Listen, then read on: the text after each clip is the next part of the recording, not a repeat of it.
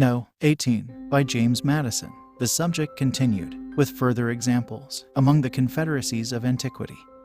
The most considerable was that of the Grecian republics, associated under the Amphictyonic Council, from the best accounts transmitted of this celebrated institution.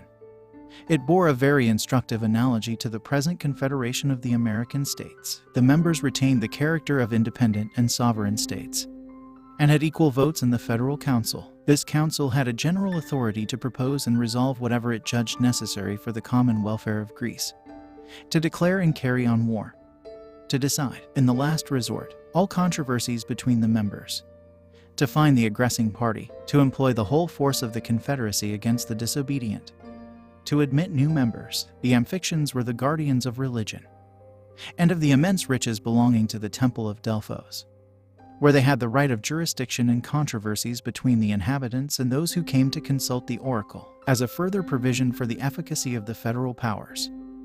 They took an oath mutually to defend and protect the united cities, to punish the violators of this oath, and to inflict vengeance on sacrilegious despoilers of the temple. In theory and upon paper, this apparatus of powers seems amply sufficient for all general purposes. In several material instances, they exceed the powers enumerated in the Articles of Confederation. The Amphictyons had in their hands the superstition of the times, one of the principal engines by which government was then maintained. They had a declared authority to use coercion against refractory cities, and were bound by oath to exert this authority on the necessary occasions. Very different, nevertheless, was the experiment from the theory. The powers, like those of the present Congress, were administered by deputies appointed wholly by the cities in their political capacities, and exercised over them in the same capacities. Hence the weakness, the disorders, and finally the destruction of the Confederacy. The more powerful members, instead of being kept in awe and subordination, tyrannized successively over all the rest. Athens, as we learn from Demosthenes, was the arbiter of Greece 73 years. The Lacedaemonians next governed it 29 years. At a subsequent period, after the Battle of Leuctra, the Thebans had their turn of domination. It happened but too often, according to Plutarch, that the deputies of the strongest cities awed and corrupted those of the weaker, and that judgment went in favor of the most powerful party, even in the midst of defensive and dangerous wars with Persia and Macedon. The members never acted in concert, and were more or fewer of them eternally the dupes or the hirelings of the common enemy. The intervals of foreign war were filled up by domestic vicissitudes, convulsions, and carnage. After the conclusion of the war with Xerxes, it appears that the Lacedaemonians required that a number of the cities should be turned out of the Confederacy for the unfaithful part they had acted. The Athenians, finding that the Lacedaemonians would lose fewer partisans by such a measure than themselves, and would become masters of the public deliberations, vigorously opposed and defeated the attempt. This piece of history proves at once the inefficiency of the Union, the ambition and jealousy of its most powerful members, and the dependent and degraded condition of the rest. The smaller members, though entitled by the theory of their system to revolve in equal pride and majesty around the common center, had become in fact satellites of the orbs of primary magnitude. Had the Greeks, says the Abb Milot, been as wise as they were courageous, they would have been admonished by experience of the necessity of a closer union, and would have availed themselves of the peace which followed their success against the Persian arms, to establish such a reformation, instead of this obvious policy. Athens and Sparta, inflated with the victories and the glory they had acquired, became first rivals and then enemies, and did each other infinitely more mischief than they had suffered from Xerxes. Their mutual jealousies, fears, hatreds, and injuries ended in the celebrated Peloponnesian War, which itself ended in the ruin and slavery of the Athenians who had begun it. As a weak government, when not at war, is ever agitated by internal dissensions, so these never fail to bring on fresh calamities from abroad. The Phocians, having plowed up some consecrated ground belonging to the temple of Apollo, the Amphictyonic Council, according to the superstition of the age, imposed a fine on the sacrilegious offenders. The Phocians, being abetted by Athens and Sparta, refused to submit to the decree. The Thebans, with others of the cities, undertook to maintain the authority of the Amphictyons and to avenge the violated god, the latter being the weaker party, invited the assistance of Philip of Macedon, who had secretly fostered the contest. Philip gladly seized the opportunity of executing the designs he had long planned against the liberties of Greece. By his intrigues and bribes, he won over to his interests the popular leaders of several cities. By their influence and votes, gained admission into the Amphictyonic Council, and by his arts and his arms, made himself master of the confederacy. Such were the consequences of the fallacious principle on which this interesting establishment was founded. Had Greece, says a judicious observer on her fate, been united by a stricter confederation, and persevered in her union, she would never have worn the chains of Macedon, and might have proved a barrier to the vast projects of Rome. The Achaean League, as it is called, was another society of Grecian republics, which supplies us with valuable instruction. The union here was far more intimate, and its organization much wiser, than in the preceding instance. It will accordingly appear that though not exempt from a similar catastrophe, it by no means equally deserved it. The cities composing this league retained their municipal jurisdiction, appointed their own officers, and enjoyed a perfect equality. The Senate in which they were represented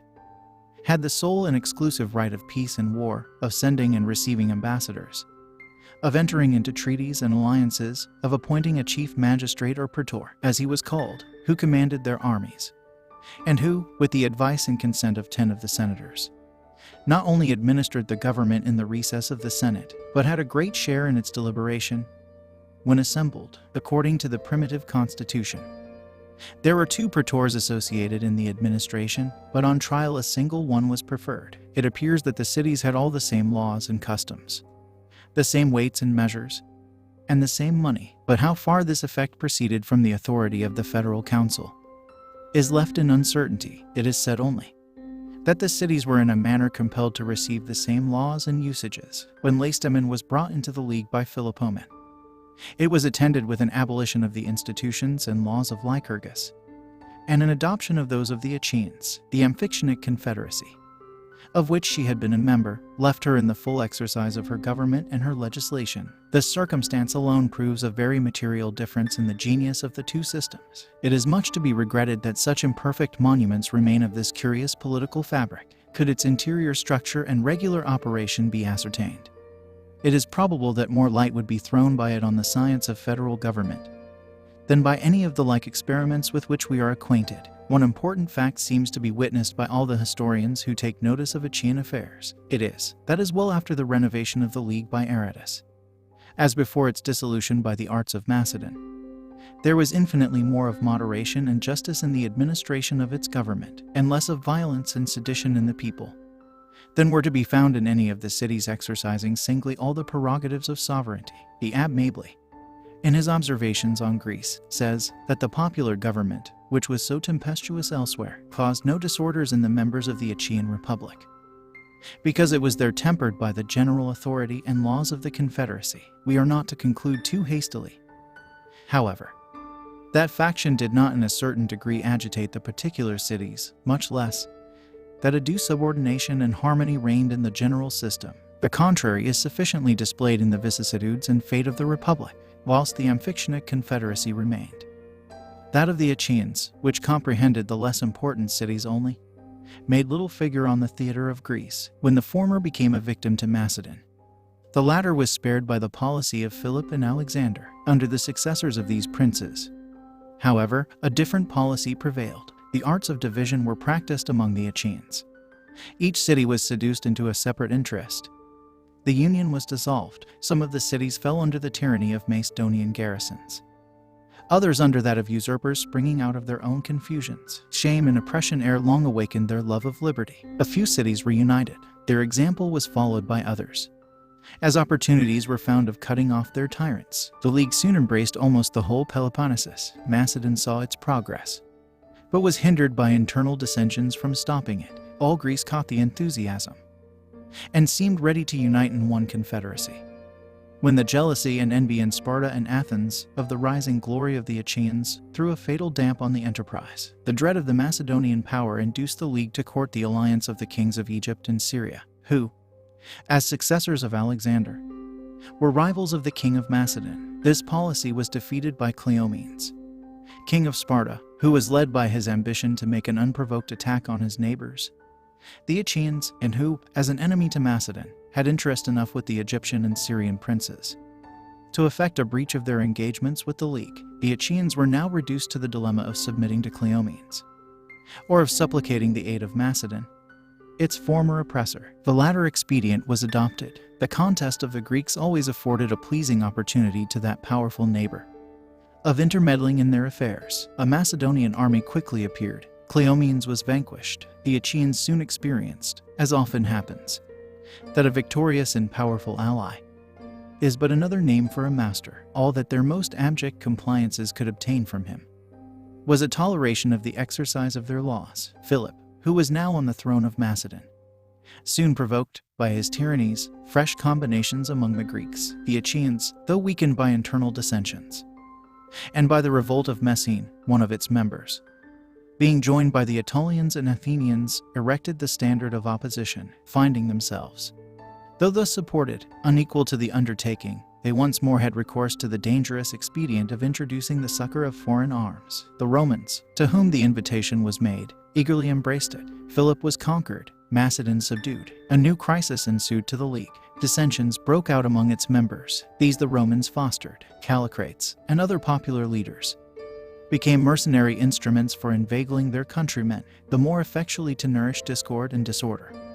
The Romans had, to the astonishment of those who confided in their sincerity, already proclaimed universal liberty throughout Greece. With the same insidious views, they now seduced the members from the League by representing to their pride the violation it committed on their sovereignty. By these arts, this union, the last hope of Greece, the last hope of ancient liberty, was torn into pieces, and such imbecility and distraction introduced, that the arms of Rome found little difficulty in completing the ruin which their arts had commenced. The Achaeans were cut to pieces, and Achaea loaded with chains, under which it is groaning at this hour. I have thought it not superfluous to give the outlines of this important portion of history, both because it teaches more than one lesson, and because, as a supplement to the outlines of the Achaean constitution, it emphatically illustrates the tendency of federal bodies, rather to anarchy among the members than to tyranny in the head. Publius,